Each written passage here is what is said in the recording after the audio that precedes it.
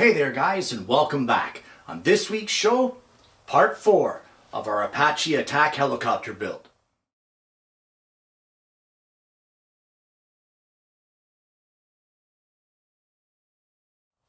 Well, when we left last week's show, we just finished making the turbo shaft engines, and as I said, one of the most thought-provoking pieces I think I've ever made in one of these models. But today we're going to lighten it up a bit. We're going to finish up the nose of the helicopter. So far, up until this point, we've put just shy of 60 hours into the model, and there's still quite a bit to go. So let's get right into it. Making the sensor turret for the nose of the helicopter is probably the most difficult piece, and it's not that difficult. Using the same method that we did when using the sandwiches for our turbo shaft engine with different cut pieces laminated together, that is what we're going to do for the sensor turrets. And it's just a matter of cutting a 1-inch diameter circle out of your centerpiece and then using some 1/16 inch thick material, sandwich it in between, and then cut a 3/4 circle out of the middle, and you will end up with your final piece. The nose cap is a very simple piece with very clear dimensions. You don't even really need a pattern for it. You can just draw it out on your stock, cut it with a scroll saw, sand up to the line, and glue it in place.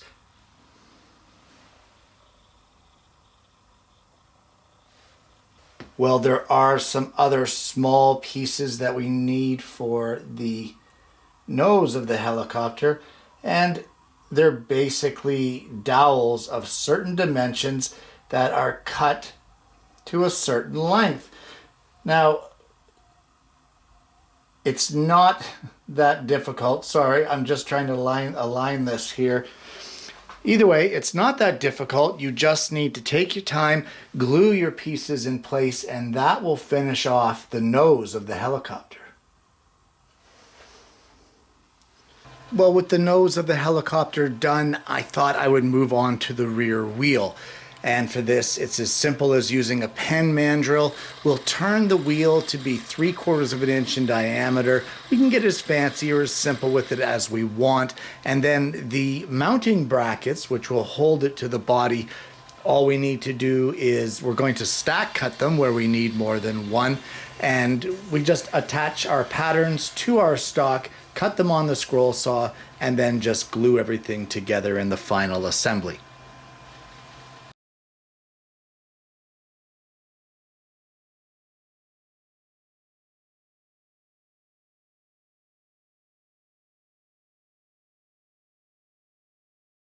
Well, I've gone through the plans, and honestly, the only thing left to do here is the main rotor. I purposely left this for the last because that's the easiest thing that's going to get broken. And for that to be installed early, of course, it's going to be getting in the way of clamping and everything else. So that's what we're going to do next. We are going to move forward with making the rotor, and it's another one of those that it's kind of a tricky piece. So let's see what we're going to do with it. So the first thing that you're going to want to do is take some 1/8 inch thick material, and using a 1/2 inch wide strip, you're going to want to cut a 1/4 inch wide dado that is 1/16 of an inch deep, centered all the way along your piece of 1/2 inch wide stock. You're going to need about 12 to 13 inches of it to give yourself some wiggle room. Now that you have your dado cut and you've checked your measurements, you want to square off one end and cut 4 pieces that are 3 inches long each. Well, over at the router table, I've installed a 1/16 diameter straight bit, and I've set it to a height of 1/32 of an inch. And 1/4 of an inch in from each end of our 3 inch long pieces, we will route using our Incra miter fence. We will route a 1/32 inch deep dado in each of our pieces. Well, now we'll take 2 of our 3-inch long pieces. We're just going to give the inside edge here a light sanding on 2 of them. We will glue them together with the dados facing each other, being sure to align our edges and our ends and to clean up any squeeze out that may come out of our piece. For our other 2 pieces, we will take them over to the table saw, and using the small parts jig, we will cut 1 1/4 inches off of each end. And then once we get those pieces done, we'll repeat the process that we did with the full 3-inch length and glue our 1 1/4 pieces together so that we get this kind of 1 1/4 long sandwich. Once the glue ups are dry, use the edge of a square on your sandpaper, mount it to MDF, and just clean up your glue joints to make sure that they are all level and flush, that nothing is overlapping. Once you're satisfied that you've got the edges squared up and sanded, it's now time to glue this little assembly together. You don't want to cut the final shape of these until you glue it together, and you'll understand more when I show you the next step. So these shorter 1 1/4 pieces, we're just going to glue them centered onto our 3-inch piece to form an X.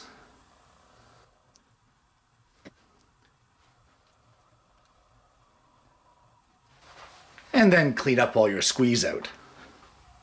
Well, at this point, you should have something that looks like this. And I've taken the pattern from our plans and I've cut out a little template.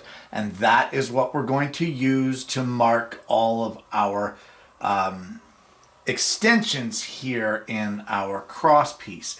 So we're going to carefully mark those and then take it over to the scroll saw and cut them out. Well, at this point in time, you need to make some wooden washers. They call them something different. They call them like, what is it here? A body trim disc and a pin head. And while that may be the actual terms, I don't know, I'm not a helicopter tech. There is a method that you can use to make absolutely perfect washers. I'm going to show that to you. What you need to do is you need to set up a stop and a fence on your drill press so that your stock is being drilled in the exact same place every single time. Whatever the hole is in the middle of your washer, in this case 1/8 of an inch, that will be the hole that you drill first. Now, without moving the stop or the fence, you want to change your drill bit from a regular brad point, in this case, to a plug cutter bit. These things are phenomenal in model making for getting absolutely perfect washers. You will install the size according to the outer diameter of your washer and then just drill it out. And as you can see, the results are flawless. Well, much like our turbo shaft engines, the main blades of the main rotor are going to be done in sections. Both sections will be 1/16 of an inch thick. Now we're going to start this off with some 5/8 thick material, and that happens to be the width of the main body of the blade. It all starts over at the jointer planer, where we will tilt our table, or our fence rather, to approximately 7 degrees. I've got 6.8 here, close enough for this application. And what we're going to do is we're going to plane down the edge of this board to be 7 degrees approximately.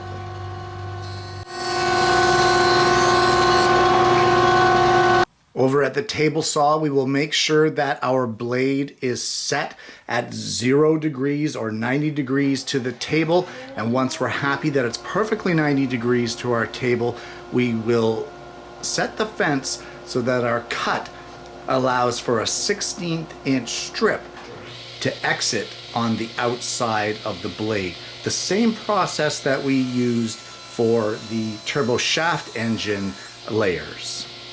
Well, you can see what a small little wedge that is. You're going to need to make enough of those for 4 blades.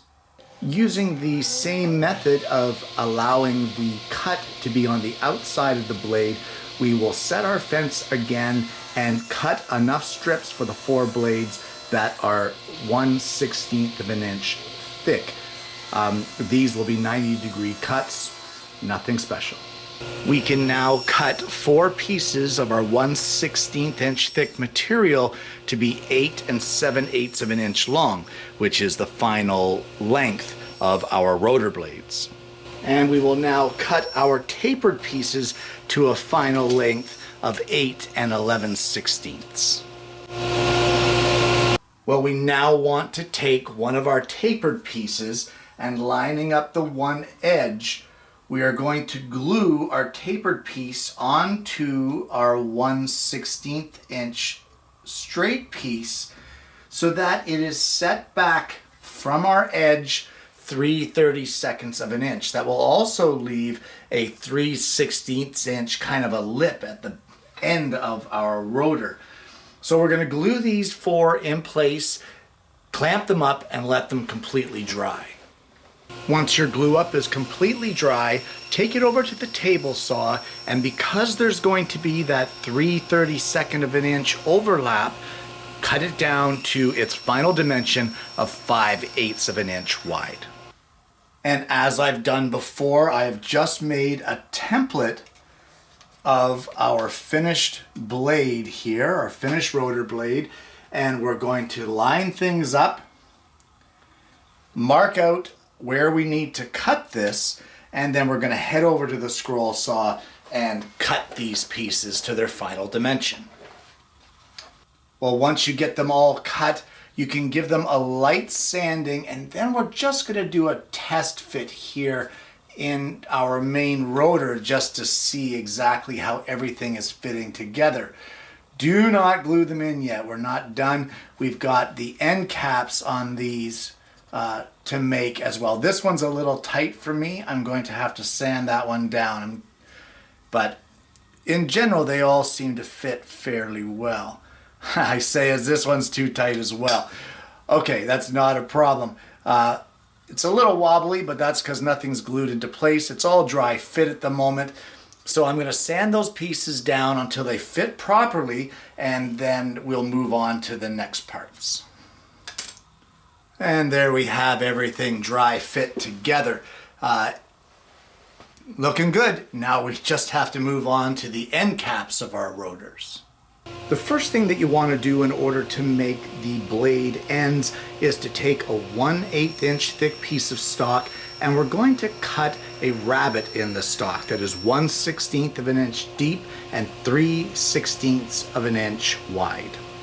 Well, now, just like I've done with so many other pieces on this build, I have created a template, and I'm just going to mark out the 4 pieces that we need to cut. I'm going to take them over to the scroll saw and cut them out, and then when I get that done, I'm going to come back and see you.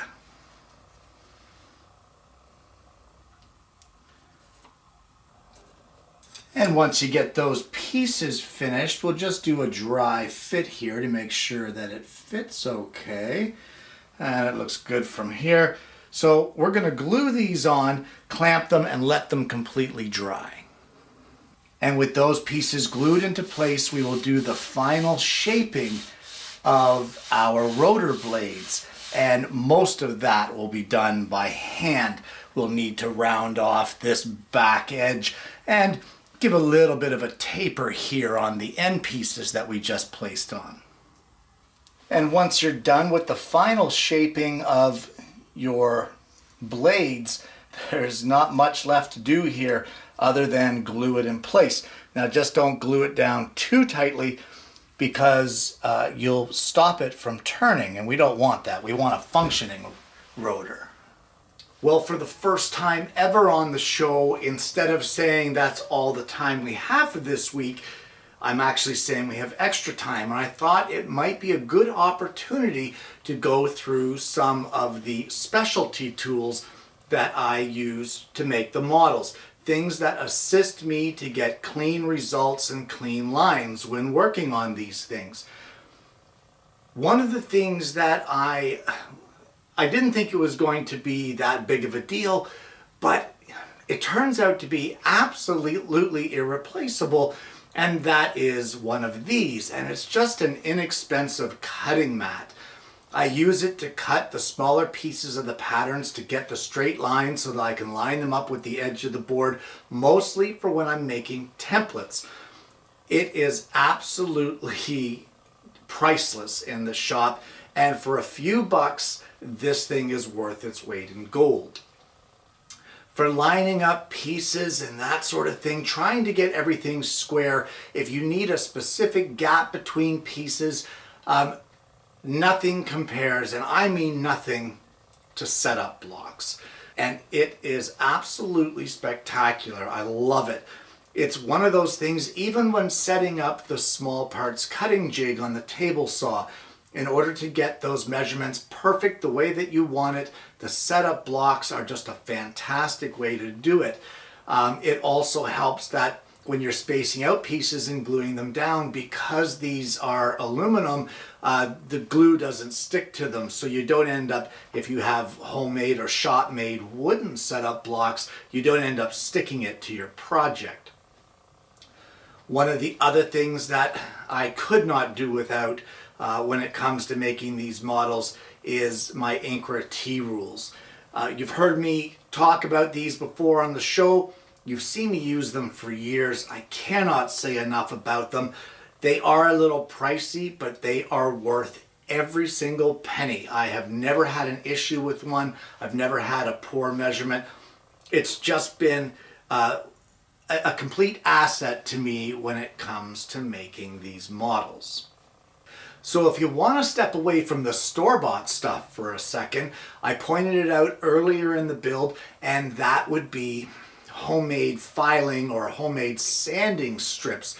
These things are great little files to get in there. They were fantastic for shaping the blades of the rotor. You just have the ability to have more control when you're using one of these, and the flat surface gives you a lot of flexibility. By rotating it around the edge of your board, you can get around its surface, or if you need to sand something flat or flush with a second piece, these things are great because of course it's flat, so it just melds in between the two levels that are out of whack and levels them out just beautifully. And of course, the build would really be nothing without squares. In order to get a quality model and quality results, trying to do it by eye is not, it just doesn't work. It honestly doesn't work. Nobody's eye is that good that they can get it perfect every time. And when you start getting pieces that are very close together, it doesn't take much for it to be a tiny bit out of whack, and suddenly the results are horrible. Squares are essential. When it comes to shaping the pieces, aside from our little MDF sanding files that we made, there's also the MDF with our full sheet of sandpaper loaded on and glued on to one side, and then a finer grit is actually glued on the opposite side. You can flip between the two and everything's great. As well, I've said it during the model build and I'll say it again, anytime that you can free up your hands is a good thing. So things like a hold down or these Wonder Pup things that I use, that, good gosh, they are fantastic. They allow you to free up your hands 100% so that you do not have to worry about holding on to it and trying to fit a piece. You can give your full concentration to fitting a piece and fitting it squarely and properly. One thing I will caution you about is if you're using a hold down, you really want to pad the top of your work with another piece of wood so that you don't damage or dent your model. And as well, pay attention to how you're clamping it, because there are some fragile pieces here that will not take the pressure of a hold down clamp. You will just snap the piece. So where possible, clamp onto the larger pieces of the body or raise the piece up on blocks so that you have a solid base to sit on, that sort of thing. Just pay attention to how you clamp. And one last thing that I love to use for these models, it is truly handy, it is fantastic. If you haven't got one in your shop in your layout tools, you may want to consider it, and that is a circle template. Honestly, instead of fussing around with trying to set a compass to the smaller diameters for rounding off things and drawing out those pattern pieces where gluing it down with spray adhesive just isn't feasible, the template is irreplaceable and it's priceless. And there you have it, an Apache attack helicopter model. Guys, this build, as with most of the projects that I do here on the show, was an absolute blast. It took quite a while to do. It was a lot of fun. I think I'm somewhere around the 75-hour mark, but that's okay. It was 75 hours well spent. Just a load of fun and huge challenges. Those rotor blades were a lot more challenging than what I ever expected them to be. I had an initial idea of how to make them, and after I really thought about it, I realized that wasn't going to work, and I had to revamp my whole process, and the process that I showed you here on the show today is the one I came up with. Of course, there is the turbo shaft engines. They were and still remain to this day to be one of the most thought-provoking and challenging pieces I've ever had to make on a model. But what a load of fun.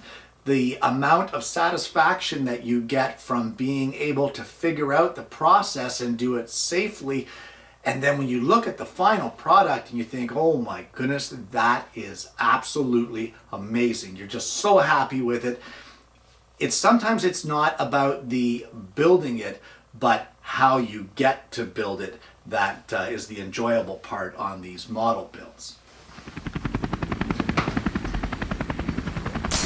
Oh, guys, this has been a fantastic series. I've had a lot of fun.